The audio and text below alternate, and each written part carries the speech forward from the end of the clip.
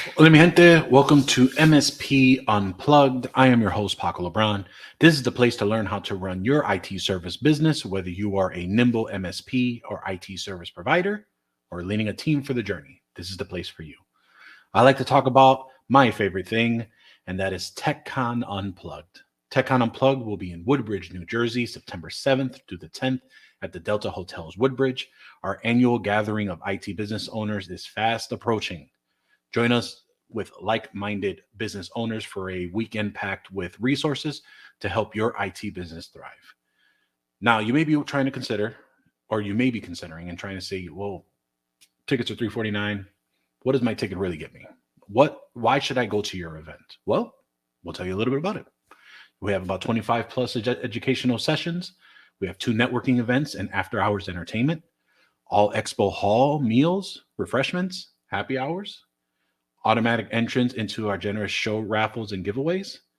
Walk away, most importantly, with concrete action items to take your business to the next level. That's what you will get when you come to our show. This is our 4th annual gathering. We are the first time in the East Coast. It will definitely be a great time. At the time of this recording, we are a little over 3 weeks from going into TechCon Unplugged this year. If you are interested in joining us, join us.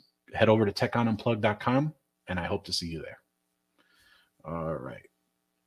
Now, we usually start off the show with a tip or story. I want to start off with a tip and a story. Rick Smith can't join us today, so hopefully I can fulfill those 2 there for us this episode today for Tech Talk Tuesday. My first tip is about LinkedIn Learning. Now, I think a lot of people have heard of LinkedIn Learning. It used to be the lynda.com before Microsoft acquired it. I'm sorry, LinkedIn actually acquired it, and then Microsoft acquired LinkedIn. It's funny how that all works out, but that's kind of how that chain of events worked out. But with LinkedIn Learning, there's so many courses, so many things you can learn. There's a lot of great styles that you can see there. It's really awesome. It's a great resource. I've actually implemented it with our team here at at ProdigyTeks. I'm actually making it a requirement for everybody that is technical and non-technical to take the MS 900 course series to get that certification to help better our clients and them to understand more about the Microsoft environment. Now, the way we're able to do that is, there is a subscription that is included for LinkedIn Learning. And, there may be some that would really love to go through that learning course, but may not have the resources for it. Well, I have a tip for you. Definitely want to check out, and this kind of quasi comes from Mike Wise as well. Mike Wise over at Clockworks Networks.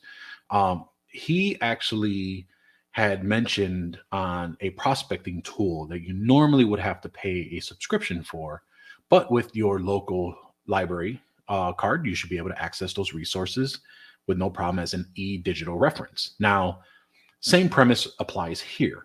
LinkedIn Learning, you can actually get it for free. If you're possible, your system and actually having the ability to do just really more of having the learning, being able to get the ability to access their entire catalog all within the library card. So for example, for us in the Chicago Public Library, you have access to LinkedIn Learning. You just go onto the website, log in, and then you have the ability to go ahead and do so. Now, what's great about that is, let's say you lost your library card or you don't have the card anymore. Well, the great part about this is that now you can also go ahead and just go right onto their website, shypublib.org if you're in Chicago. You can go in and open up an e-card. You don't have to go to the library and actually open up a physical library card, and you have access to it. So definitely something to take a look at. Again, shypublib.org is the library, but check your local library, see if you have the ability to access that, or if they have a partnership with LinkedIn Learning. You may be able to get the course for free. They're on that subscription. Now, one thing to note, I did forget to mention, when you're doing this, the way that it's set up is that it goes into LinkedIn in a certain way where it's not your LinkedIn account if you have a LinkedIn account. So be sure to do this in incognito mode or in private window, because if you do this on your regular browser, it may break your login to LinkedIn. So you may go to LinkedIn to log in one time, and then it may just give you an error or some weird thing. You'll have to clear your cookies, relog in. It's a whole mess. So try to do it in an incognito browser. That's going to be your best bet for your experience. All right. Next is a story slash news. NIST is in the news today, or has been in the news for the last probably week or two or so. And so this is the National Institute of Standards and Technology.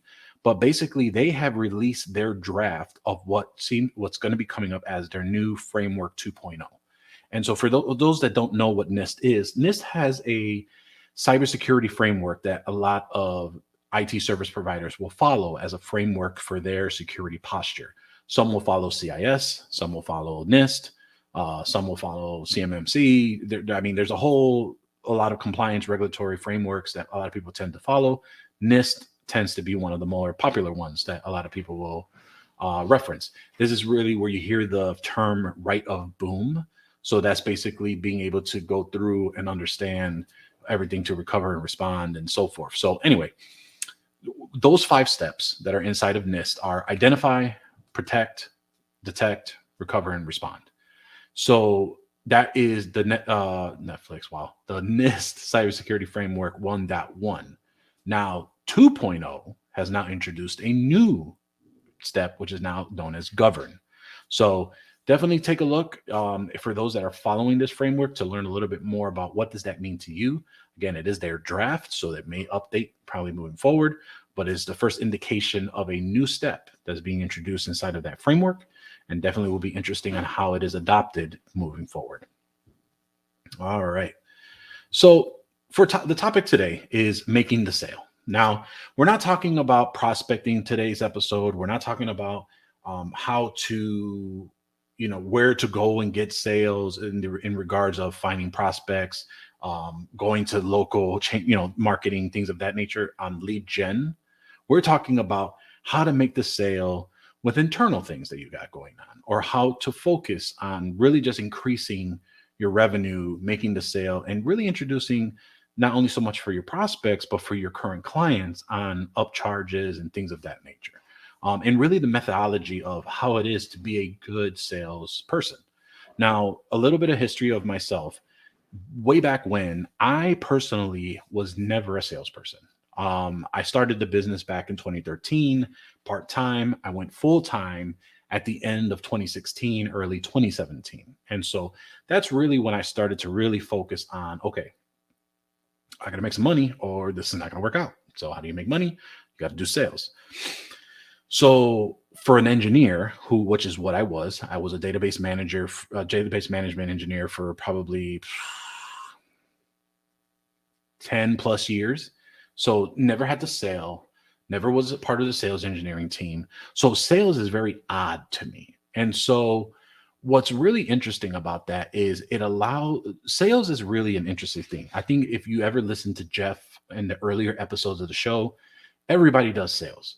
All sales is a nudge. You're always selling something, whether it's a referral to someone for a restaurant that you like to say that you like that you're selling them on the experience, down to, just really being able to nudge someone and just say, hey, here's what I think would be a great opportunity. And this would be good to go. And this would be helpful. It's things like this that would really help and allow for a lot of people to just understand that sales is not a dirty word and not a bad thing. Now, there are different salespeople, and there are salespeople that will try to do whatever they can, any way they can, to get whatever dollar they can get in their long run. And there are those that are genuinely trying to help. They're trying to nudge. They're trying to really help those to really figure out how they can make the sale, but benefit not only them, but also yourself, because you're providing that information at a valuable price. And in the long run, you're helping that person. You're helping them achieve what they're looking to do and kind of move forward from there. So the reason why I'm bringing all this up now is that I'm actually reading a book that was suggested to me on LinkedIn. I was on a couple posts, and someone was mentioning this book by Ronell Richards called Shut the Hell Up and Sell. It's about a 2-hour listen if you're on Audible. Really great, down to earth, and how he really dives into the methodology of, all right, what makes a good salesperson? What are advice and information to really follow through? So things like, keep up with your word. Why are you doing mass lead generation when, if your company, depending on how much you can take, if you're a small business, 5 to 10 leads are going to be better than having you're sending out hundreds, if not thousands of lead gens just to get a couple to come in. Why make that effort of an automated way when you can really nurture and focus on the key prep work that you are doing for maybe 5 to 10 to 15 leads that you're trying to get one or two from? So it was a very interesting concept. Check out the book. I'll put the link in the show notes. It's really interesting on that perspective of how to really be successful at sales and really focusing on the ability of doing real prep work, individual, and taking the most time in the preparation parts of it, especially during discovery and qualification, to then before you close, and then you get into a mess with the client because expectations weren't set. You didn't do your due diligence to figure out the type of client or just what they were all about as well. Again, focusing on a niche, focusing on the type of person you want to go, even behavioral. How do you like your customers to act when you are trying to help them? Things like that. Now, for me, it just brought me to think like, what did I do to make the sale when starting out? So when I first started in 2017, going from part-time to full-time, my biggest thing was, well, I hate prospecting. I hate cold calling. What are something that I can do readily and fast just so I can get the numbers up? And so what I did was I focused on the upsell. You know, I looked at all my client base at the time. I think it was a mix of residential and small businesses, and really trying to figure out, all right, what do some of my clients have that others don't? And what can I do to get them all on the same page? So I believe at the time we were trying to focus on specific security packages. I think at the time we were doing break fix, but not on a monthly basis. So there was a lot of variety and variables on all of my billing. And that got difficult as a solo guy at the time, trying to figure it out, plan, book, things of that nature. So what did I do? I basically built out a grid and I put out all my tools. All right. So I was using, I can't remember, I couldn't tell you what I was using back then, but let's say Huntress, patch management, making sure that we did patching of Windows, not only Windows, but third party, AV, and these are just a few I'm thinking on the top of my head, spam filtering, stuff like that. So what I would do is I would do the grid. And this was before I started following frameworks because I didn't know what frameworks were. I was trying to figure it out. I eventually obviously led to that with the help of John Dubinsky, and I was in the field, in the industry, and the channel. And so what we did was we focused that, we did a grid, and then we started figuring out, all right, well, these 3 clients don't have this. How do we get them here? And so we started building a process and a plan. All right, how do we do this? Okay, they're complaining about this, or they have an issue with this. How do we solve that issue so that they don't have to worry about complaining about it's not working right for them as far as their business process, or, hey, we can help alleviate some of your pain by doing X, and figuring out those little things and start putting them into more stuff. The other part about it too was like, all right, we need to standardize on the Microsoft 365 environment. We had kind of everything everywhere.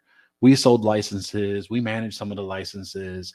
Some clients bought their own licenses. Some were on Google Workspace and Microsoft. It was just a whole huge mess. So we started going through that whole process. And again, I'm saying all this because as you go through all this, these are projects that you can highlight on your upsell. And they say that it's easier to sell to your current clients than it is to something new and build a trust to a new client. Now, I'll get some arguments that that's not, it's the other way around, but I truly believe that if you focus on upsells and you have a good relationship with your client, the upsell is a much easier battle than it is to get a new prospect to, one, change what they're doing, 2, to unseat their incumbent to try and get into their system unless they're in a big pain point, and 3, trying to hopefully adopt your methodology into their system. So again, causes a little bit of problems. It's really hard sometimes to kind of figure out. So focusing on upsells to make the sale and listening, which is another thing that they talked about in the book, is really huge for you to go and figure out. Now, to my break fix people, let's say you're charging break fix. You've never really been comfortable charging monthly to a client. And I know there's still some people out there that you just either feel not comfortable doing it or feel that they don't know how to do it. Well, here's what I would do. My suggestion to you is you got to in my opinion, you gotta crawl, walk, and then run.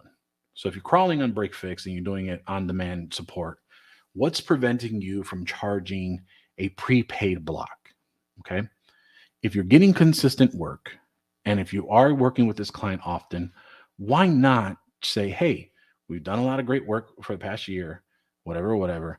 Hey, why don't I charge you 10 hours for, 150 bucks an hour? That's your hourly rate or whatever your hourly rate is. Give me X for 10 hours. I'll keep it in the bank, quote unquote, prepaid hours for you. And now when you call me, you don't have to worry about if you have to pay me or you don't have to pay me, kind of go from there. And some make it that it expires at the end of the year. At the time, I didn't. So it just rolled over. It just kept going, and we can tap into that as needed, and it is for as long as you want. And clients love that. They're like, yeah, I'll pay you $1,000, $1,500, 10 hours. Now I don't have to worry about it. I paid it one time and I don't have to worry about it moving forward. Now you just gave yourself an influx of cash for an injection to help with a lot of things that you need to get done. Get quite a few of these. Now you have some renewing blocks. And now by you focusing on the upsells and projects, hey, you're monitoring your alerts. You see there's some slowness. You see a hard drive failing. You get what I'm saying? So there's a lot of this that will add on to that and help you make the sale and help you get into that point. Now, there are some of you that are already on prepaid blocks and they're like, my client doesn't want to pay monthly. I don't know what to do. This is just, it's crazy. So for those that are doing prepaid blocks, hopefully you're only doing that for labor.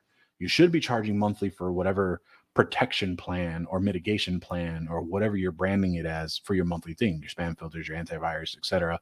Charging yourself a little margin and adding a little margin so that you can make a little something on top. And and this is like a maintenance fee or however you want to sell that part, right? But then you're questioning like, how can I get them to pay monthly because they've now got comfortable with prepaid blocks? Well, you do the same thing over. You calculate all the prepaid blocks that the client has bought for the year. And you say, hey, this is how much it's going on average. Why don't we go ahead and do your monthly fee to this amount, from which is divided up is the amount of that you're paying for the prepaid blocks anyway. You have a consistent thing. You're not worrying about having to shell out another $1,500 out of nowhere. And it'll work out. And so that allowed us to gain some growth as well. So we converted all our prepaid blocks into monthlies this way. Then we merged everything together, and then we started to increase our plans over time as it goes along. It was in our contracts, but also when it introduced new things. So you don't want to increase pricing for the same value you're giving them. You always want to give the client more value. So you're adding things, you're introducing new products, you're doing new things, etc. I mean, I think this is now probably the fourth or fifth time that we probably have raised rates like significantly in under a rebranding of stuff. So now we have an all-in plan per user, and that allows us to manage the networking equipment, the router specifically, and we include that in the fee. It allows us to include all of the things that we follow for the CIS framework for our clients, and we don't have to fight with them for it. We don't have to fight for them to get a keeper license. We don't have to fight for them to get security awareness training. Get the security awareness training. Actually doing it is a whole nother story, but it allows us to really focus and get to that point.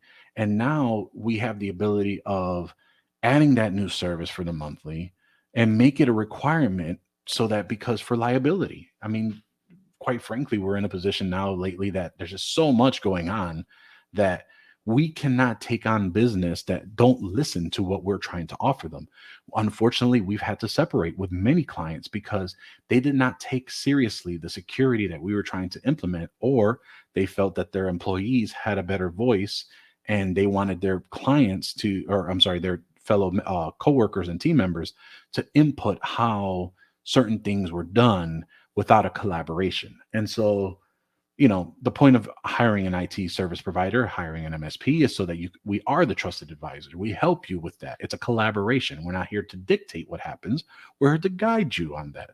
So again, as you start to go into that methodology, that's where you really focus on, hey, how do I go from break fix if you're on break fix? How do you go from prepaid blocks to monthly? And if you're on monthly, how do you ensure you're getting the most out of all the services that you're going through? This is why following a framework is so important. We follow CIS internally. You may find another framework that might check all the boxes for you. But what I can tell you is that when you follow a framework that is vetted and really highlighted as being a good framework, no pun intended, to help you move forward, that's really where you're going to get the benefit and no doubt for a lot of the things that you do. And it will allow you to introduce new partnerships and things of that nature. So I'll give you an example. We partner with DataStream Cyber Insurance. And so what we've done is we've worked with a local broker because DataStream doesn't do E&O, or I'm sorry, they do tech E&O, but they don't do general liability, errors and omission, things of that nature for businesses generally, and that's not cyber. Larry can correct me on that, Larry Mador, who's channel chief over there, but I believe that's what it is. So what I'm doing now is I'm developing a product that basically, hey, Mr. Customer, Mrs. Customer, you have purchased or you have invested in our new plan. In this new plan, you now have available in our portfolio a data broker, and a data broker that not only with this product, which I have my 2 data brokers that will help them review their policies and ensure that they have the most beneficial coverage, or most importantly, save them on their premium. And that has gone a long way to really help them figure out, all right, how do I want to do this? Where do I want to do this? And if I can make the most out of this money, my investment for that value is worth it even more. And really, for me, it doesn't cost me much. I just had to get creative and to ensure that the value is there for the client.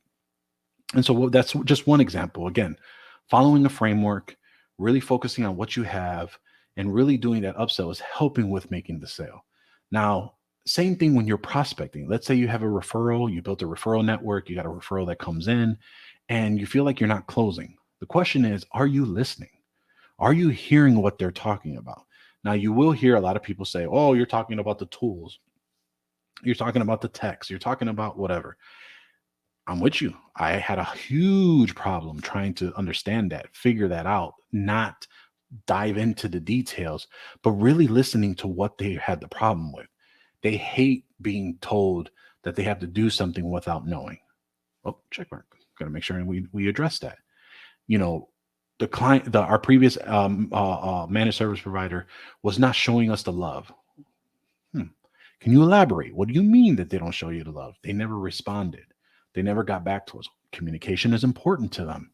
Check. I'm going to make sure I know that. Again, really listening and understanding, because the more you let them drive the conversation and let them talk, the easier for you is to be able to offer and listen to hear from there. I will tell you, every big red flag that I ever heard was when I started a conversation with a prospect and I heard from them and they said, well, I want you to tell us what you're all about and how much you guys cost. Well, I want to hear, what are your problems so I can see if we're a good fit or not. No. I want you to start. I already know they're not a client for us because they've already dictated the terms. And now I know they are concerned about price. They're not willing to ask us they're not willing to answer us and hear them with their questions, their concerns, their pain points. So we cannot help them.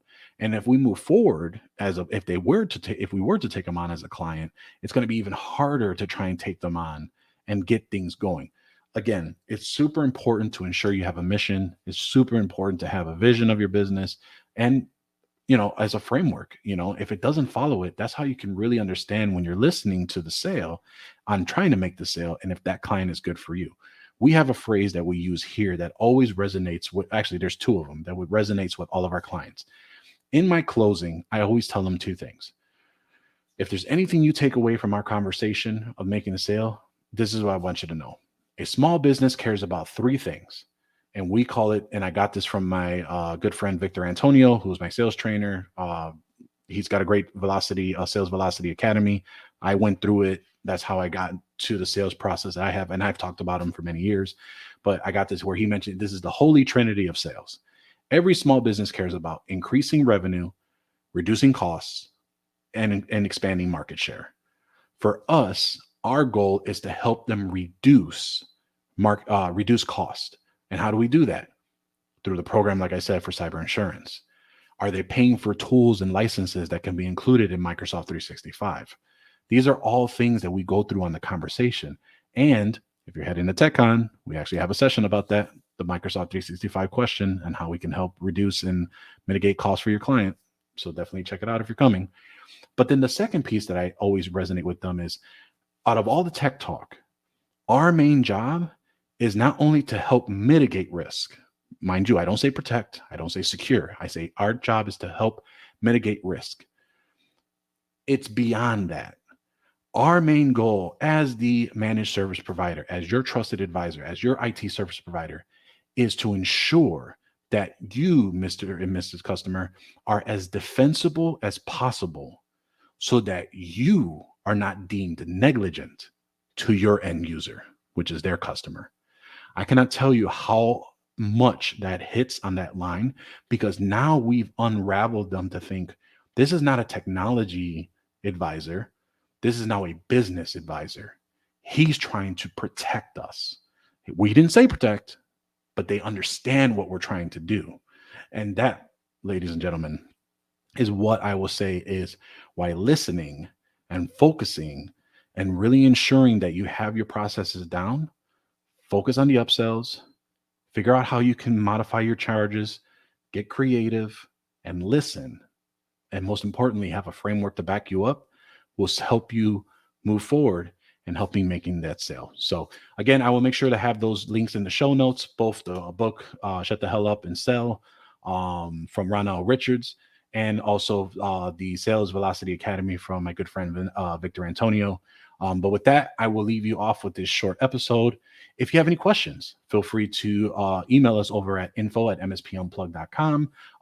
I did receive a couple emails on some previous episodes, specifically for the cloud, to cloud or not to cloud, about my audit request from a client. That is still pending, so nothing has come of that. So I will make sure to keep everybody up to date on that. But I definitely will make sure to share this interesting email because it had a great viewpoint as to when that happens to you as an IT service provider. So, but again, if you love what you hear, tune in every Tuesday and Thursday. Watch the video podcast on youtube.com/MSP Unplugged. Like, subscribe, hit the notification button to be notified whenever a new episode is available. You can always also take us on the go on your favorite podcatcher app. We're on Amazon Music, Spotify, and on Apple Podcasts. Once again, thank you for listening, and we will see you next time on MSP Unplugged.